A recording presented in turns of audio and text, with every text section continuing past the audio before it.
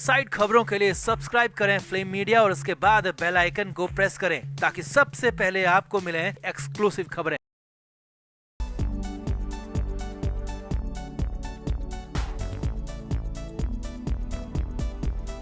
महाराष्ट्र में नया सियासी बवाल मचा हुआ है, नया संग्राम छिड़ गया है और ये सब कुछ हुआ है संजय राउत के उस बयान के बाद जिसे सीधे सीधे पीएम मोदी पर हमला कहा जा रहा है, सीधे सीधे प्रधानमंत्री पर सवाल उठाना कहा जा रहा है। और हालात ये हैं कि संजय राउत ने यहाँ पर अंबानी अडानी तक अपनी लड़ाई को पहुंचा दिया और बड़ा आरोप लगा दिया, बड़ा हमला कर दिया, जिसके बाद सियासी बवाल मचा। हालांकि अब ये भी कहा जाने लगा है कि क्या ये बड़बोलापन संजय राउत को फाइनली भारी पड़ जाएगा। तो आपको बताते हैं सब कुछ क्या क्या संजय राउत ने और आगे क्या होने वाला है। आप इस वीडियो को शेयर करें और कमेंट बॉक्स में अपनी राय जरूर दें। तो संजय राउत का हर बयान कोई न कोई बवाल खड़ा कर देता है और राउत के बयान के बाद सियासी बयानबाजी कहें कि सियासी हलचल खूब बढ़ जाती है। अब की बार संजय राउत ने देश की अर्थव्यवस्था को लेकर या कहें कि अर्थव्यवस्था के बहाने देश के प्रधानमंत्री नरेंद्र मोदी पर हमला कर दिया, निशाने पर ले लिया पीएम मोदी को।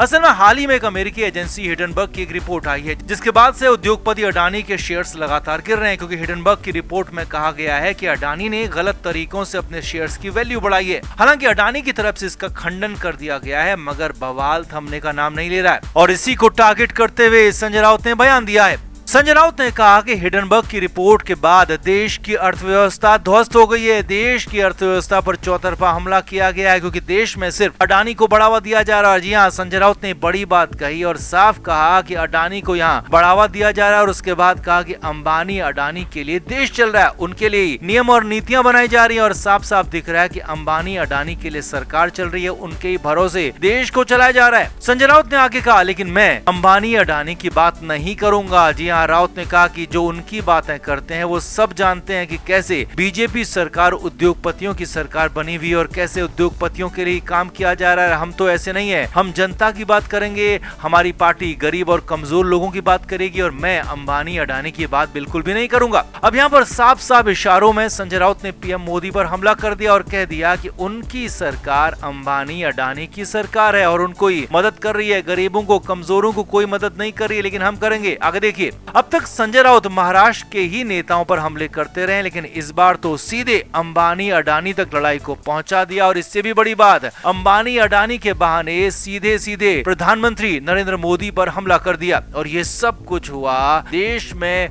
बजट के दौरान। जी हाँ, बजट पेश हो रहा था संसद में, उसी दौरान संजय राउत ने बयान दिया। अब इसके बाद महाराष्ट्र बीजेपी ने इस पर कड़ी आपत्ति जताई और संजय राउत से बयान पर माफी मांगने की मांग की है। जी हाँ, बीजेपी नेताओं का कहना है कि ऐसे सरकार पर सवाल उठाना, इस तरह से सवाल उठाना और सीधे सीधे उद्योगपतियों की सरकार कह देना साफ साफ गलत है और पीएम मोदी पर जो सवाल उठाए गए हैं वो पूरी तरह से गलत है, ऐसा हो ही नहीं सकता है। और संजय राउत से माफी मांगने और संजय राउत से अपने बयान को वापस लेने की मांग की गई है। खैर, मामला खासा गर्म हो गया और बवाल के बीच संजय राउत फिर से सुर्खियों में। हालांकि कुछ बीजेपी नेताओं का ये भी कहना है कि अब संजय राउत को उनका ही ये बड़बोलापन भारी पड़ने वाला है, क्योंकि अब की बार संजय राउत ने सारी लिमिट्स क्रॉस कर दिए हैं, सारे बॉर्डर्स क्रॉस कर दिए हैं और अब की बार संजय राउत बचने वाले नहीं है, ऐसा बीजेपी नेताओं का कहना है। तो आपका इस पूरे मामले पर क्या कहना है? क्या वाकई संजय राउत को ये बयान अब भारी पड़ने वाला है? क्या उन पर ही एक्शन होने वाला है? कमेंट करके आप जरूर बताएं और वीडियो को शेयर भी करें।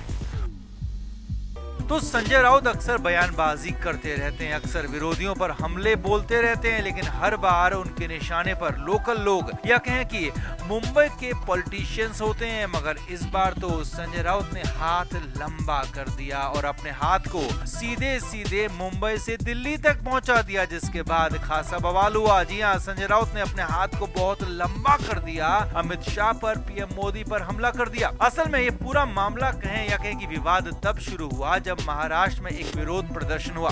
सकल हिंदू समाज की तरफ से मुंबई में प्रदर्शन किया गया और ये प्रदर्शन लगातार बढ़ रहे धार्मिक हमले, लगातार बढ़ रहे लव जिहाद और माइनॉरिटी दुकानदारों से सामान नहीं खरीदने को लेकर था। और इसी मुद्दे को संजय राउत ने लपक लिया। जी हाँ, राउत ने मामले को न सिर्फ लपका बल्कि इसी मुद्दे पर पीएम मोदी तक हमला कर दिया। संजय राउत ने कहा कि आज हमारे देश में खुद को दो सबसे बड़े हिंदू कहने वाले देश के सर्वोच्च पदों पर हैं। नरेंद्र मोदी प्रधानमंत्री और अमित शाह देश के गृह मंत्री और ये दोनों खुद को देश का सबसे बड़ा हिंदू कहते हैं। और यही नहीं, संजय राउत ने कहा कि आज महाराष्ट्र में भी खुद को हिंदुओं की सरकार कहने वाली ये शिंदे सरकार है। लेकिन इसके बाद भी इससे बड़ा दुर्भाग्य क्या होगा कि आज देश का हिंदू ऐसे सड़क पर उतरने को मजबूर है, ऐसा विरोध प्रदर्शन कर रहा है। जी हाँ, महाराष्ट्र में मुंबई में हुए उस सकल हिंदू समाज के विरोध प्रदर्शन का संजय राउत ने सीधे सीधे माइलेज ले लिया और साफ साफ आरोप लगा दिया कि नरेंद्र मोदी, अमित शाह जैसे हिंदू लीडर्स के रहते हुए हिंदुओं को मुश्किल हो रही है, हिंदुओं की मुश्किलें बढ़ रही हैं। और महाराष्ट्र की सरकार भी, जो कि खुद को हिंदुओं की सरकार कहती है, उसके राज में हिंदू सुरक्षित नहीं है, उनके हितों की रक्षा नहीं हो रही। और ये बहुत बड़ा सवाल है। अब यहाँ पर एकनाथ शिंदे और उनकी सरकार को तो संजय राउत लगातार निशाना बनाते रहे और पहले भी हमले करते रहे, मगर इस बार हैरानी इस बात की भी थी कि संजय राउत ने सीधे सीधे प्रधानमंत्री मोदी और अमित शाह पर हमला बोल दिया। जी हाँ, संजय राउत ने प्रधानमंत्री मोदी को भी नहीं छोड़ा और अमित शाह को भी जबरदस्ती मामले में घसीट लिया और साथ ही साथ ये भी कह दिया कि मैं ज्यादा बोलूंगा तो बहुत ज्यादा बोल पड़ूंगा और सबकी पोल खुलेगी। अब इसके बाद तो खासा बवाल हो गया। बीजेपी नेताओं ने संजय राउत के इस बयान पर कड़ा ऐतराज जता दिया और इस पर कड़े एक्शन की मांग भी कर दी। बीजेपी नेताओं का कहना है कि संजय राउत पर एक्शन होना ही चाहिए, संजय राउत पर कार्रवाई होनी ही चाहिए, राउत को पनिशमेंट मिलना चाहिए, क्योंकि बिना किसी बात पर, बिना किसी सबूत और गवाह के सीधे सीधे पीएम मोदी और अमित शाह पर कीचड़ उछाला गया, उन पर सवाल खड़े किए गए, लिहाजा एक्शन तो बनता है। अब कुछ अंदर के लोगों का कहना है कि इस बार संजय राउत ने अपनी लिमिट को बहुत ज्यादा आगे जाकर क्रॉस कर दिया है, क्योंकि अब तक तो स्थानीय नेताओं पर, स्थानीय लोगों पर ही हमले करते रहे, लेकिन इस बार पीएम और अमित शाह तक हमला कर दिया, जो कि कहीं से भी बर्दाश्त के लायक नहीं है। और इसका नतीजा संजय राउत को भुगतना पड़ सकता है। संजय राउत के खात्मे की उल्टी गिनती शुरू हो गई है, क्योंकि संजय राउत पर अब ऐसा हमला हो सकता है जो कि आज तक नहीं हुआ। संजय राउत को कुछ ऐसा किया जा सकता है जो कि उन्होंने आज तक देखा नहीं होगा, और हो ये भी सकता है कि हमेशा हमेशा के लिए उन्हें जेल की काल कोठरी में अपनी जिंदगी बितानी पड़ जाए। तो कुल मिलाकर संजय राउत के इस बयान से एक बार फिर से मुंबई में, महाराष्ट्र की सियासत में हलचल है, खलबली मची हुई, हालात बेकाबू है। फिलहाल इसके बाद जल्द से जल्द संजय राउत पर एक्शन होने की उम्मीद की जा रही है। तो आपका इस पूरे मामले पर क्या कहना है, कमेंट बॉक्स में आप भी अपनी राय जरूर दें और वीडियो को शेयर भी करें। Flame media report.